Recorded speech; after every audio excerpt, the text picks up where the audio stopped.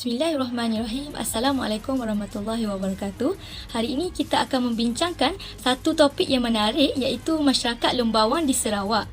Video ringkas ini akan menceritakan mengenai sejarah, asal-usul, sistem sosial, ekonomi, kepercayaan serta amalan tradisi masyarakat Lembawang ini. Seperti mana yang kita ketahui, masyarakat Lembawang merupakan salah satu kelompok minoriti di Malaysia. Saya yakin dan percaya ramai yang tidak mengenali masyarakat ini. Jadi, marilah kita terokai bersama. Lembawang membawa maksud mereka yang tinggal di kawasan pedalaman, yang mana perkataan lom itu sendiri membawa maksud orang, manakala bawang bermaksud ulu. Suku kaum ini berasal dan tinggal di kawasan pedalaman Tanah Tinggi Borneo, iaitu di Kalimantan Timur, Brunei, Sabah dan juga Sarawak. Mereka mempunyai pelbagai gelaran. Contohnya di Sabah, mereka dikenali sebagai Lun Dayeh. Manakala di Brunei pula, mereka dikenali sebagai Sotek Murut. Namun, ianya merujuk kepada kelompok yang sama, iaitu Lembawang. Populasi etnik Lembawang ini kebanyakannya menetap di bahagian Limbang, seperti di Terusang, Bar Kilalang, Long Sumandoh dan juga Long Uping yang terletak di daerah lawas di Sarawak.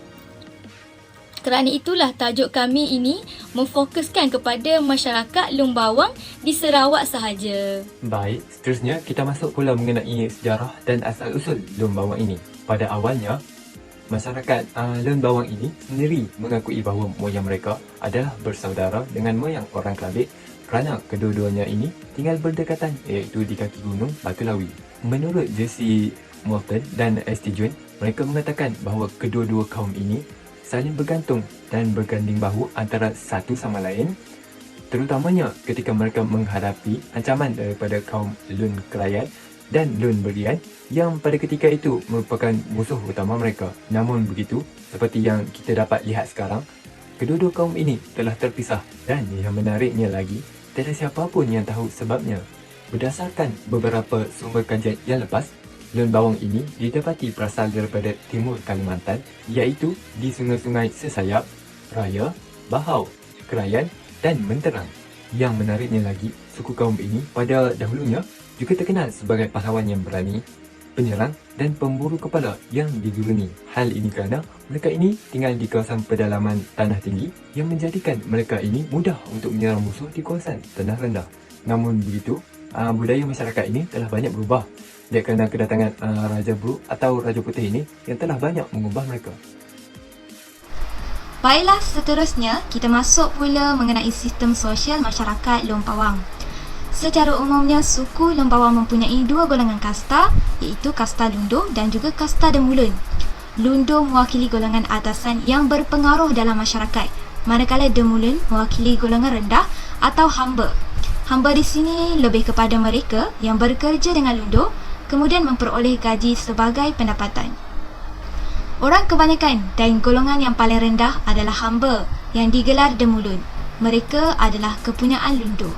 Namun keadaan sekarang yang mula berubah menerima pemodenan, masyarakat Lembawang lebih terbuka tanpa mengira kasta golongan. Hatta dalam pernikahan sekalipun, berpasangan dengan golongan yang lebih rendah tidak lagi menjadi satu kesalahan. Berkaitan sumber ekonomi pula, masyarakat Lembawang kini sudah banyak yang terlibat dengan kegiatan ekonomi moden dan ada juga yang mula berhijrah ke bandar-bandar untuk memperoleh pendapatan.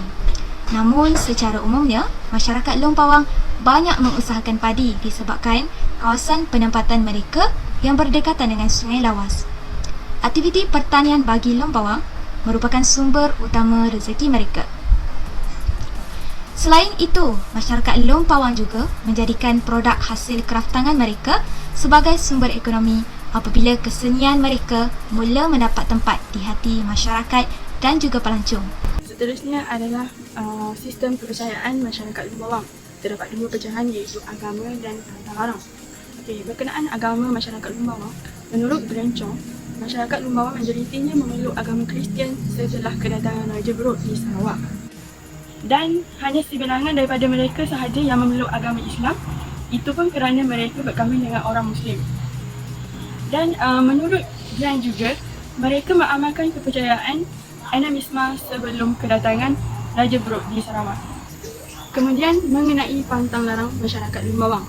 Okey, pantang larang mereka berkait rapat dengan makanan, kematian, perkahwinan dan segala kegiatan aktiviti harian seperti pertanian. Antara pantang larang mereka adalah jika bermimpi sesuatu yang buruk, seseorang itu perlu mengadakan upacara penyembelihan ayam atau burung. Kemudian darah daripada haiwan penyembelihan itu perlu dibiarkan menitis di atas tangan kiri selama 3 hari.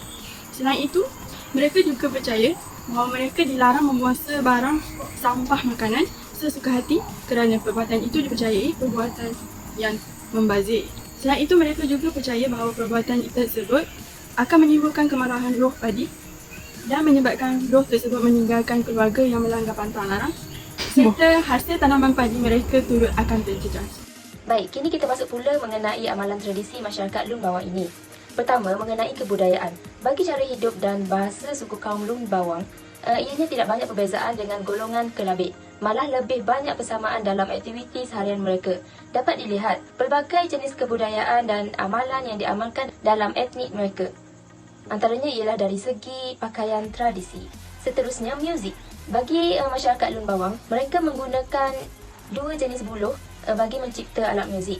Pertama, buluh talang. Ia digunakan untuk menghasilkan bass dan bungkau. Yang kedua ialah buluh sibling. Ia digunakan untuk menghasilkan suling. Manakala dari segi makanan tradisi Lun Bawang pula, ialah nasi yang dibungkus dengan itik atau daun pisang yang dipanggil nubak layar. Selain itu, kelupis juga merupakan antara makanan tradisional kaum Lun Bawang. Seterusnya, kita masuk pula mengenai kraft tangan tradisional masyarakat Lun Bawang ini.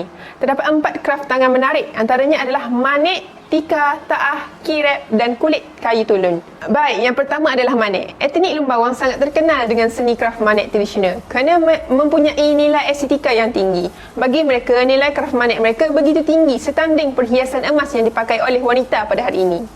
Mereka mempertahankan kraft manik ini sebagai simbol warisan nenek moyang mereka yang perlu diteruskan kerana ia merupakan buatan mereka sendiri mengikut motif-motif tradisi suku kaum Lun Bawang. Kraft manik etnik Lun Bawang ini merupakan salah satu sumbangan besar kepada industri manik di Sarawak. Keistimewaan kraft manik ini dapat dilihat melalui olahan rekaan motif pada setiap manik yang dihasilkan. Kedua pula adalah tika. Kraft tangan pembuatan tika dalam masyarakat Lun Bawang merupakan satu penghasilan kraft tangan daripada anyaman rotan, bemban, buluh dan pandan. Kebiasaannya, tika diperbuat daripada anyaman rotan yang berbentuk segi empat sama ataupun segi empat tepat. Ketiga pula adalah taah. Taah merupakan sejenis pakaian yang dipakai oleh wanita suku kaum Lun Bawang. Ia diperbuat daripada kain baldu yang berhias labuci, manik yang bermotifkan harimau dan tumbuhan pakis. Keempat, kirep. Kirep ini merupakan salah satu alat tarian yang dibuat daripada bulu burung enggan. Kirep sering digunakan oleh wanita Lun Bawang untuk menari tarian tradisional. Dan akhir sekali, kulit kayu talun. Penggunaan kulit kayu tembaran ataupun talun ini boleh menghasilkan pelbagai kraft tangan seperti beg tangan, topi, baju dan bekas aksesoris. Kini kita masuk pula mengenai adab resam masyarakat Lun Bawang.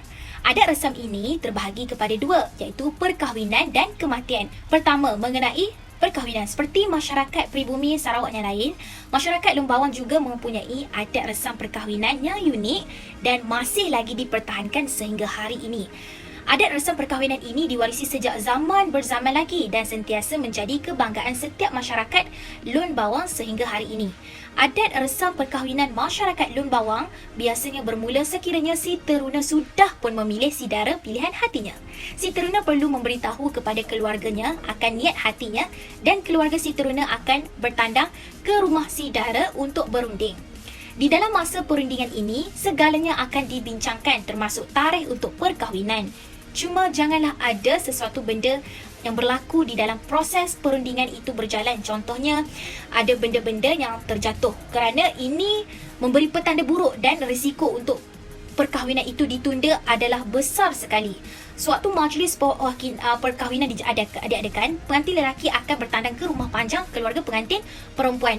Mengikut adat yang dipersetujui oleh kedua-dua keluarga suatu perundingan, pengantin lelaki akan membawa bersama baling besar, peralatan pertanian, alat muzik seperti gong dan beberapa ekor haiwan seperti khinzir dan lain-lain sebagai hantaran perkahwinan. Seterusnya, mengenai kematian pula. Apabila ada kematian, mayat si mati akan melalui beberapa peringkat sebelum tulang yang disimpan di dalam rubih, iaitu tembikar seramik, dan dihantar ke langutan, iaitu tanah perkuburan. Peringkat pertama, mayat si mati akan disimpan di dalam keranda yang kelihatan seperti perahu dan mempunyai penutup. Kemudiannya keranda ini akan digantung di atas pokok agar mayat tidak diganggu binatang. Ini memakan masa yang sangat lama sehingga mayat itu betul-betul reput dan yang tinggal hanyalah tulang. Selepas hanya tinggal tulang, barulah proses memindahkan tulang dari keranda ke dalam rubih, iaitu tembikar, dibuat. Masa itu keluarga si mati akan mengadakan jamuan mengikut kemampuan. Kesimpulannya, masyarakat Lun Bawang mempunyai sistem sosial, sistem ekonomi, adat dan tradisi mereka yang tersendiri. Kaum Lun Bawang ini amat menjaga warisan budaya dan kraf tangan yang mereka amalkan. Walaupun masyarakat Lun Bawang ini tinggal di kawasan pedalaman ataupun tempat tinggalnya di kawasan kampung yang terpencil, kaum Lun Bawang ini tidak ketinggalan dengan arus pemodenan dan pembangunan yang dilakukan oleh pihak kerajaan untuk masyarakat Lun Bawang itu sendiri. Namun, suku kaum Lun Bawang pada masa ini telah berhijrah dan berada di mana-mana tempat. Perubahan secara drastik dalam kelompok Lun Bawang ini adalah impak daripada ajaran dan amalan agama Kristian yang menjadi pedoman dalam kehidupan mereka. Pada masa ini, kaum Lun Bawang telah melahirkan generasi yang berjaya melangkah kaki ke universiti dan usahawan yang berjaya. Kejayaan yang mereka capai pada hari ini telah membuktikan bahawa masyarakat Lun Bawang mempunyai potensi dan daya saing untuk mendepani dunia tanpa sepadan kini.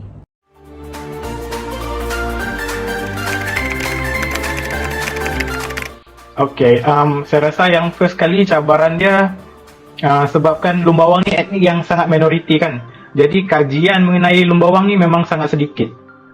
Orang macam tak kaji Lun Bawang ni dulu bahasa dia macam mana, asal usul dia macam mana, tradisi upacara dulu orang buat macam mana. Orang tak banyak kajian pasal tu lah. Jadi orang memang tak tahu sangatlah pasal tradisi atau upacara tradisional ni. Adun bala tu maksud dia apa khabar? Lagi Grand, cakap lah yang paling panjang sikit korang kata. Alah, pendek sangat lah. Senang sangat. Okay. Pendek pun Okay, Adun bala Kuan Muyu, Ui Grand Rat Sibu. Terima kasih Kuan Muyu ngacuku Muyu na nawar naku Kuan interview ini. Dan Ui Bawang niat ngacuku Muyu pian belajar tentang Lun Bawang lah. Halo guys, ada Mak Dan di sini. Halo. Aunty cakap bahasa Lun Bawang sedikit. Bagi satu tahu dah. Semua paku pantau mong do malam do ruda. Wah, betul. Terima kasih semua, kami cantik. Betul ke? Apa tu Grand? Cepat translate. Salam perkenalan.